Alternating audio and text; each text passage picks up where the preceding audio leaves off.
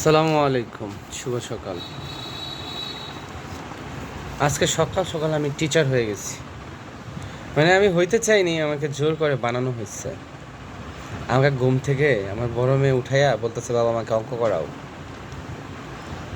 আমাদের সময় আমরা জীবনে বাপ মারে কইতাম পড়াও, আর এখনকার ছেলেমেয়েরা জোর করে বাপ মারে বলে পড়াও। সিরিয়াসলি বিষয়টা খুবই ভালো লাগছে, কিন্তু আমার ঘুমটা নষ্ট হয়েছে। রাত্রে আসছি মানে অনেক লেটে আসছি, বাসায় আসছি প্রায় 1টা 2টায়। তারপর 4টা বাজে একজনে ঘুম থেকে জাগাইছে আমার একটা উপকার করার জন্য। আর এই যে আরেকজন স্কুলে নতুন, সে প্লে না তোমার ক্লাস আম্মু? হ্যাঁ বলতেছে মিরহা, দেখেন মিরহাও লিখতেছে 11 12, তারপরে কি 13, ওটা কি? খুব সুন্দর। নতুন নতুন মানে ও নিজের নতুন নতুন শিক্ষিত হচ্ছে, এটা বোঝা যায়। দেখি তো আম্মু, এটা এটা এটা এটা এটা তো 3 হবে, তুমি 3 লিখেছো না? সমস্যা নাই, লিখতে লিখতে শিখে যাবেন। ম্যাডাম কি পড়া দিছে না? ম্যাডাম দিয়েছে। ওকে নার্স প্লেতে ভর্তি করানো হয়েছে মিরহাকে। আর তাকে তো ক্লাস 3। আর ওর মার কার্যক্রম দেখেন, পড়তে বসছে, পড়া শুরুর আগেই বলে গরম গরম খেয়ে নাও, গরম গরম পরোটা। হ্যাঁ, পড়াশোনা মাঝিকের খাওয়া হয়, এই জন্য বলছে আগে খেয়ে নাও। না, এখন সে খাওয়া দাওয়া বন্ধ, এখন পরোটা ঠান্ডা হচ্ছে, বাট সে এখন খাবে না, সে অঙ্কটা শেষ করেই খাবে।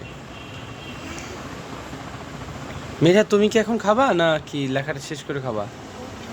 হ্যাঁ, পারে না, শিখবে, এখন তো শেখার বয়স। তুমি যখন ছোট ছিলা তখন কি তুমি পারতা? তোমাকেও তো শেখানো হয়েছে, তুমিও তো শিখছো। কেউ তো আর জন্ম থেকে শিখে আসে না। জন্ম থেকে আল্লাহ মেধা দিয়ে দেয়, সেটা দিয়ে শিখতে হয় না?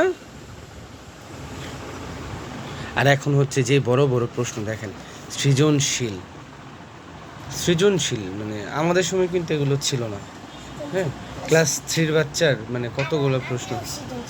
আগেও সৃজনশীল ছিল, আমিও অত সময় পাই না, আমি দেখি না। ওর ম্যাডামই দেখায়, কিংবা ওর মা সুযোগ পাইলে ওর মা দেখায়। হ্যাঁ,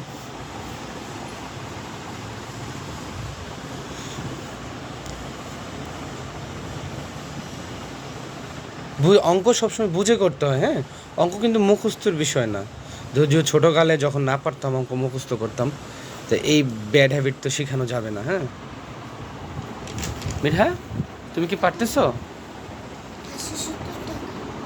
11 12 13 14, হ্যাঁ এই তো হচ্ছে।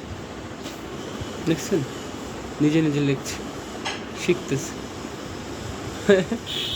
5 এভাবে? হ্যাঁ হ্যাঁ। ও, এখানে জায়গা সংকীর্ণ হয়ে গেছে, আচ্ছা, কনজাস্টেড। দেখি, যাই হোক, এটা আমার জন্য খুব ভালো একটা এক্সপিরিয়েন্স। নিজের সন্তানদেরকে পড়ানোর ভাগ্য, আল্লাহর দরবারে শুকরিয়া। সবাই আমার সন্তানদের জন্য আমি দোয়া চাচ্ছি, আমার মেয়েদের জন্য সবাই দোয়া করবেন, ওরা যেন ভালোবেসে সুশিক্ষায় শিক্ষিত হতে পারে।